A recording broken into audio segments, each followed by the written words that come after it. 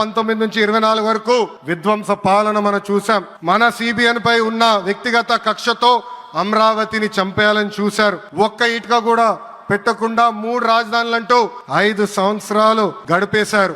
8 ఏళ్ల పిల్లోడి దగ్గర నుంచి 80 సంవత్సరాల వృద్ధుడు వరకు జై అమరావతి అంటూ జెండా బతుకుని రోడ్డు పైకి వచ్చి ధర్నాలు చేస్తాం, పోరాటాలు చేస్తాం మనందరం చూసాం. జై అమరావతి అన్నందుకు రైతులకి సంఖ్యలేశారు. జై అమరావతి అన్నందుకు మహిళా రైతుల్ని పోలీస్ బూటులతో తన్నిచ్చారు. జై అమరావతి అన్నందుకు రైతుల్ని ఏకంగా పేడ్ ఆర్టిస్టులు అన్నారు. ఎన్ని అరాచకాలు చేసినా అమరావతి రైతులు తగ్గేదే లేదన్నారు. 1631 రోజుల పాటు అమరావతి ఉద్యమం కొనసాగింది. 2070 మంది రైతులు చనిపోయారు. సుమారుగా 3000 మంది రైతుల పైన ఆనాటి ప్రభుత్వం దొంగ కేసులు పెట్టింది. ఎన్ని కుట్రలు చేసినా జై అమరావతి అన్న నినాదం ఆపలేకపోయారు.